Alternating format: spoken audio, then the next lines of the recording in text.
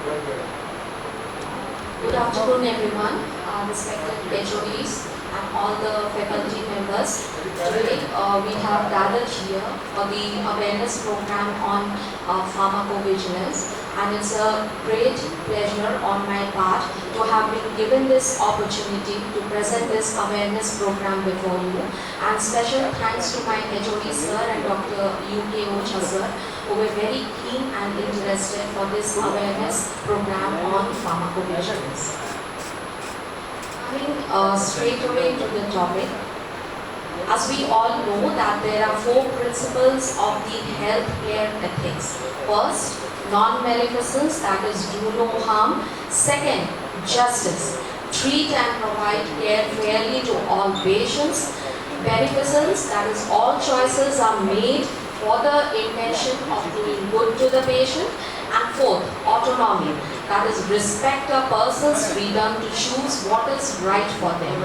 And today we are going to deal with the first one, primum non nocere, that is do no harm. As you can see here, dying from a disease is sometimes unavoidable, but dying from a medicine is totally unacceptable. And in this lies the essence of pharmacovigilance.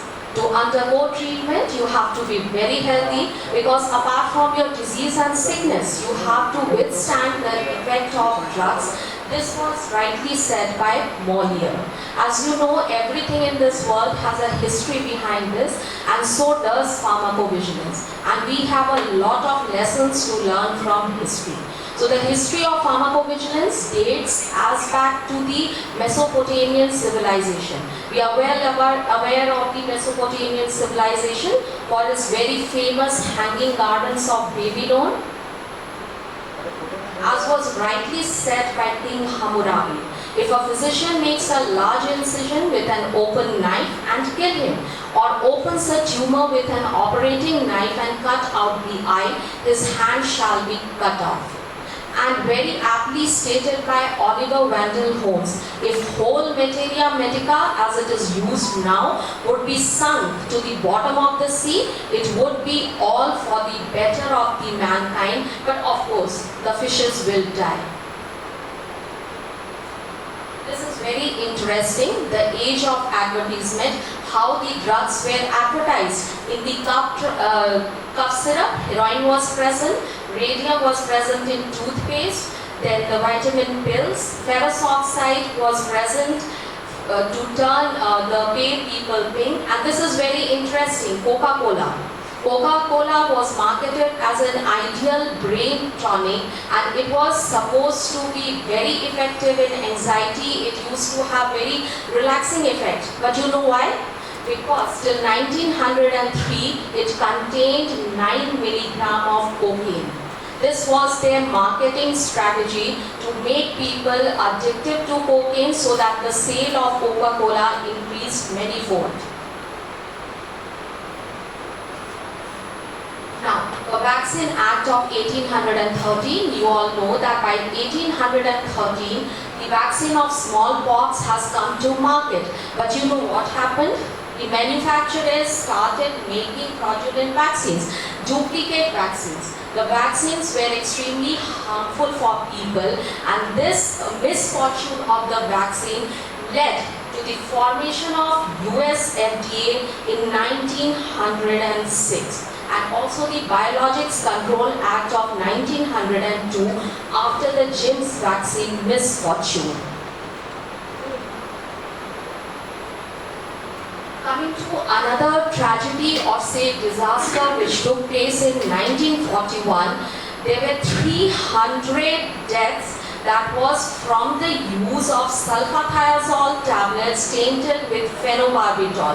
Sulfathiazole is a sulfa drug, and phenobarbital, you all know, is a barbiturate, but it claimed around 300 lives. And this led to the formation of good manufacturing practices, that is FDA enforced rigid regulations and guidelines in manufacturing and quality control requirement. Subsequently, this led in 1951 to to Durham-Humphrey Amendment. What is this amendment? In this, the drug was divided into two classes. One, the drug which was available on prescription, and the OTC drug, the drug which was available without prescription. In 1952, you all know that chloramphenicol can cause bone marrow depression, so it led to 180 deadly hematological ATRs, and this led to the subsequent development of drug reaction reporting by FDA in 1954. Another tragedy was digitalis tragedy. Digitalis, we all know, is a cardiac glycoside, but what happened? The manufacturers now made the medicine which consisted of both digitoxin and digoxin, but it did not contain the recommended dose. It contained the dose which increased its potency to more than 4 times, and this led to severe cardiovascular complications. It was after that in 1971, Dr. A.H. Delling concluded that this error was implicated in at least 19 deaths, and his reports were published.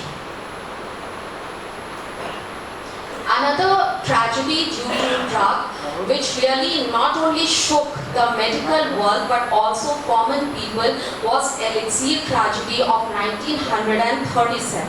In this, sulfanilamide was sold, and it was advocated that it is a magic potion for all kinds of bacterial cure. But the tragedy was that sulfanilamide was mixed with diethylene glycol as a solvent, and this solvent was extremely toxic. Either the manufacturers were not aware of the fact, or they did not pay any attention, and this claimed 100 lives of children. And you know, whenever children are involved, the emotions of the people are always soaring high. So this tragedy really shook not only the common people but also the medical fraternity. And this in 1938 led to the Federal Food, Drug and Cosmetic Act, in which the safety testing of drugs on animals became mandatory before marketing. Another important tragedy that we are all aware of is the thalidomide disaster, which took place in 1957 to 1962. Thalidomide at that time was an OTC drug. It was given for anxiety, tension, insomnia, and it was available without prescription in West Germany.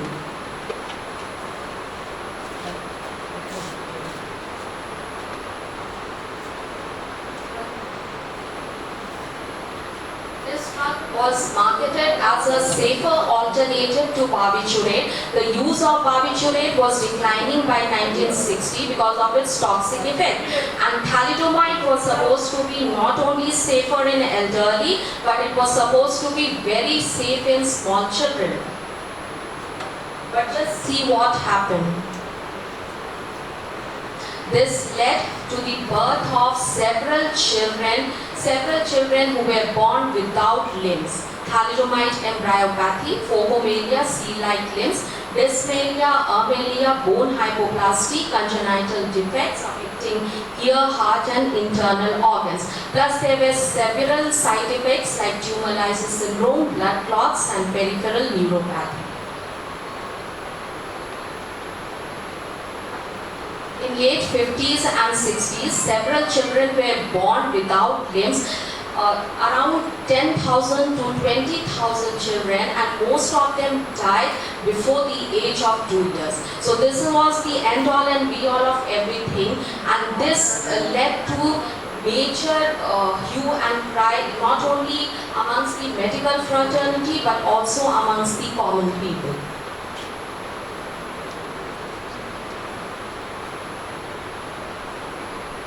Amidst all the tragedies and all the negative things that were happening all over the world, but one part of the world had one positive thing in the form of Dr. Frances O. Kelsey.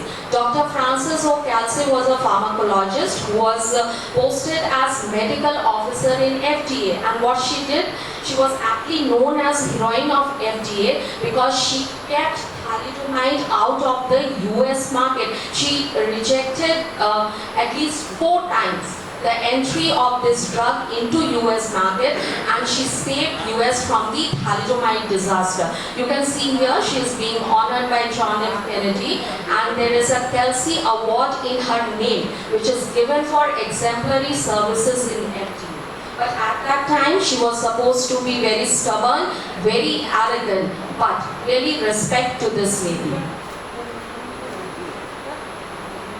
After the thalidomide disaster, there was Cafield-Harris Drug Amendment Act, in which manufacturers had to prove safety and efficacy. That became mandatory, and it also tightened restrictions and lengthened the surveillance and approval process for the drugs. Now, this is another concept, that is delayed ATR. DES, you all know, was prescribed to pregnant females with claim to prevent miscarriages. But really, no. It led to delayed ATR in the form of clear cell carcinoma of vagina in young women. So after all these disasters and tragedies that were taking place all over the world, the medical community, the world community felt that there should be a central organization, a governing body, which should have a control over everything, where all the data collected should be sent for the analysis and the decision should be made. And this led to the WHO program for international drug monitoring, which started in 1968. It was located in Geneva. Then it's shifted to Uppsala, Sweden. It is a collaborating center for maintaining global ADR database, that is Vigibase. Coming to our own country, our motherland, India.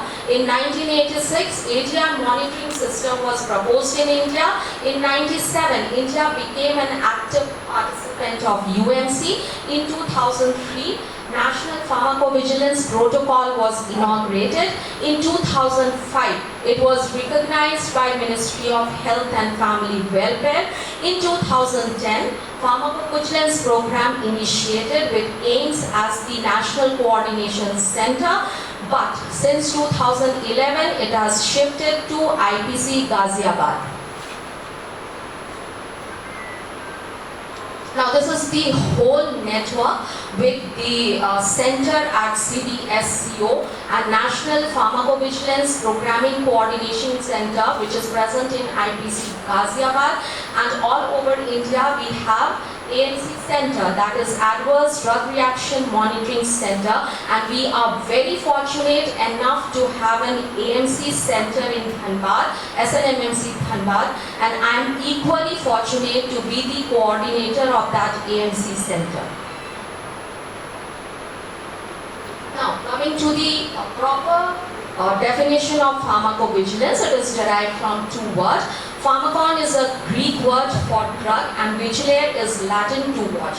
So what is pharmacovigilance? It is science and activities relating to detection, assessment, understanding and prevention of adverse effect or any other drug related problem. Just for a quick revision to avoid any kind of confusion, what is side effects? We all know that it is an unintended secondary effect which occurs at normal dose related to the pharmacological properties of the drug and we are aware about it. For example, if we are going to take cetirizine, we know that some amount of sedation is bound to happen. Coming to adverse drug reaction, it is response to a drug which is noxious and unintended and which occurs at doses normally used in man for prophylaxis, diagnosis or treatment of disease. Now adverse event, has a broader area, it covers all of them. As I already told you what is adverse drug reactions, but in adverse drug reactions, poisoning is not included, therapeutic failure is not included, and prescription error, which is human error, is also not included.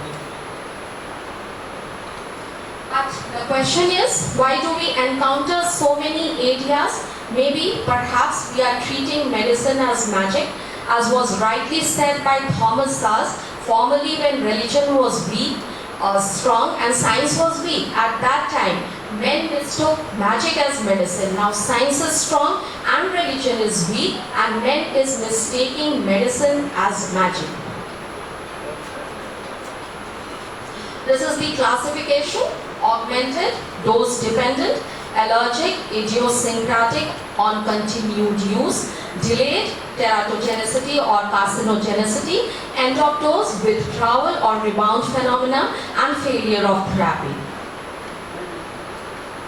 Now, there are various scales for the assessment of ADR, but two of the most recognized scale are WHO-UMC and Naranjo scale.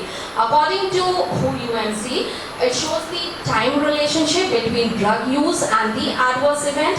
Presence or absence of other competing factor means whether the person was having disease or it is an implication of disease or medication itself. D-challenge. D-challenge means what will happen when there is drug withdrawal or dose reduction, and re-challenge. What will happen when the drug is re-administered. This is a WHO-UMC scale to find out whether the ADR is certain, probable, possible or unlikely. This is Naranjo's logarithm. Even if you don't go into the detail, it's no matter. Just you have to know that it is a scoring system to give scores. It is definite if it is more than 9. It is probable if it is 5 to 8. It is possible if it is 1 to 4, or unlikely if it is less than 0. This is the preventability of ADR, that is SMOG and the Thornton's criteria to find out whether the ADR was definitely preventable or it was probably preventable. Definitely preventable means, was there any history of allergy or previous reaction to drugs that we have to look after? Was the drug which was given appropriate for patient's clinical condition? Because when we prescribe drug, we have to see the underlying medical conditions also. Then, when the drug was given, whether the dose, the route, the frequency of administration was appropriate for patient's age, sex, weight or disease condition. If the drug was having a narrow therapeutic index, it is mandatory that therapeutic monitoring should be done, or where there was a known treatment for adverse drug reactions. Now, this everyone should know that the severity assessment of ADR, it is divided into mild, moderate and severe. Mild 1, ADR does not require any treatment. Mild 2, the ADR requires the suspected drug to be stopped but no treatment is given. Moderate 3, ADR requires not only the drug to be withdrawn but an antidote or treatment is given. Moderate 4, any ADR which prolongs the stay of the patient for at least 1 day in a hospital. Severe 5, ADR that requires intensive medical care. Severe 6, ADR that causes permanent harm or damage. And severe 7, the ADR causes death. Now, what is the need for pharmacovigilance? Of course, humanitarian concern comes first. We are talking nowadays a lot about clinical research and clinical trials. So we should know what are the stages of the development of medicine. It passes through so many stages. First, the preclinical animal experiment, which is done on animals to collect the preliminary data. That means about the dose dependence, toxicology, any kind of mutagenicity, teratogenicity or carcinogenicity. Phase 1, in which the consent is taken by the healthy volunteers to gather the preliminary data. And in this, the number of the person is small, up to 50. Then comes phase 2, which is done on diseased individual. Up to 300 patients are subjected to the drug to collect the data about the safety and dosage. Then comes phase 3, in which around 4,000 subjects are chosen to determine the efficacy and the safety of the drug. But up till now, everything is okay. The real problem lies when the drug enters into phase 4. That is the marketing phase. Why? Because now the drug will have to cater to a large number of the population. And there are certain limitations of clinical trial. First, it is addressed to only small group of people. It is addressed for a shorter period of time. And of course, there are some specific population on which clinical trials cannot be done. These are some special populations on which clinical trials cannot be done: elderly, children, pregnant and lactating females, and of course, persons who are having any kind of hepatic or renal insufficiency. So here, the vigilance becomes important in phase 4. Second, medicines are supposed to save life, and medicines are not supposed to endanger the life of anyone. Third, ADRs are very expensive. ADR related cost to the country can exceed the cost of medication itself. Fourth, promoting rational use of medicine. Fifth, ensuring public confidence. And of course, ethics. If we know something is harmful for a person and that person has no idea about it and we are not going to tell him, that is completely unethical. Now this is a very interesting slide. It will tell you about the internationally banned drug, fenformin, orally acting hypoglycemic for lactic acidosis, pituitary growth hormone for CJ disease, fenfluramine, dexfenfluramine for cardiac valvulopathy, tafenagine and estimazole, which are second generation antihistaminics, causes fatal ventricular arrhythmia, brepafloxacin, again ventricular arrhythmia, troglitazone, hepatotoxicity, and cisapride again causes ventricular arrhythmia. These are the drugs which are banned. Rofecoxibs, we all know that coxibs have been banned because there is a danger of myocardial infarction. Natalizumab and ifalizumab, these are the immunomodulators which are used for, which was supposed to be very effective in psoriasis and multiple sclerosis, but it has been withdrawn because it causes leukoencephalopathy. Rosiglitazone, again, there is an increased risk of heart attack. Then trotecovin alpha, this is a human recombinant vitamin C which was used for treatment of shock, but it was not withdrawn due to adverse effect, but it was withdrawn because the efficacy was not up to the mark. Coming to our own country, again estimazole, that is a second generation antihistaminic, fatal arrhythmia, torsodistis pointus. Cisapride, again fatal arrhythmia. Diclofenac. Diclofenac is very toxic in animals, it has been found. So animals experiments are not done. Again fenformin, an anti-diabetic, lactic acidosis. Datifloxacin and antibacterial, there is increased rise in the blood sugar level. Rosiglitazone, increased risk of heart attacks. Temozolomide, we all know this has been banned because it causes the fulminant hepatic failure in small children. The coxibs, because there is increased risk of heart attack. Rimonabant. Rimonabant is an anti-obesity drug, but it leads to severe suicidal tendencies. Warning issued. Some warning has been issued to this drug. Tramadol, we all know it is an analgesic, psychiatric reaction. Quinolone, antibiotics, because it causes tendinitis and tendon rupture. Clozapine, an antipsychotic, it can cause severe GI obstruction. Sertindol has been withdrawn because this is also an antipsychotic for sudden cardiac death. Cisapride, again, it causes severe cardiovascular reaction. Bupropion, an antidepressant, because it lowers the threshold of seizures. Kava Kava. Kava Kava is a herbal drink which was used to cause relaxation, relief of anxiety, but it has also been withdrawn because of its toxic effect. The supply is prohibited in UK.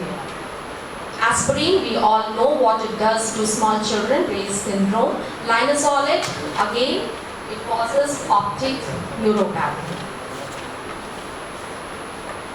Now this is the suspected adverse drug reaction reporting form. Both sides of the form can be seen here. This is to be filled. What to report? I already told you. Death, life-threatening events, hospitalization, disability, congenital anomaly, and required intervention to prevent permanent impairment or damage. Even non-serious, known or unknown reactions to medicines, vaccines, and herbal products. Now, keeping all the theoretical points aside, all the scales aside, all the measurements aside, now coming to the very practical point, what we have to do. Karna kya hai? Karna ye hai कि we have to report everything and anything. Any noxious, unintended and unintentional effects shown by even common areas as common as nausea and vomiting due to chloroquine or diarrhea due to ampicillin or gastritis due to aspirin. So everything has to be reported. There is certain confusion or misconception among person that if a person will report ATR, some action might be taken against them. But let me assure you that this is just a misconception, because not only the patient's identity but the reporter's identity is also kept under strict confidence. It is not revealed to anyone. Only the coordinator will know the name of the patient and the reporter, and it is not revealed to anyone. Who can report? Everyone. Not only the healthcare professional, clinicians, dentists, pharmacists, nurses, ward boys, anyone, but also the consumers, that is the patient himself can complain. He can also report what is happening to him. Why you should report? Of course, the first and foremost is that you will be a tool to save mankind. Second is your name might be written in golden words in history, like Dr. McBride and Dr. Lenz, who did thalidomide reporting, or Dr. Lele, who did digitalis reporting. So everything lies in your hand. Where to report? We are fortunate to have an AMC center. So this duly filled form can be sent to your AMC center. We have an AMC center running under the Department of Pharmacology. So this form can be sent to the technical associate or to the coordinator. Even you can send this on WhatsApp, it will do. What will happen to your form when you are going to submit it? It will go to the coordinator, he will go through the form to find out whether the data filled are adequate. If it is adequate, through the software which has been provided by IBC Ghaziabad, it will be sent to Ghaziabad. If they will find that all the data are adequate, they will send it to the higher center. If the data are inadequate, they will return it back to the coordinator.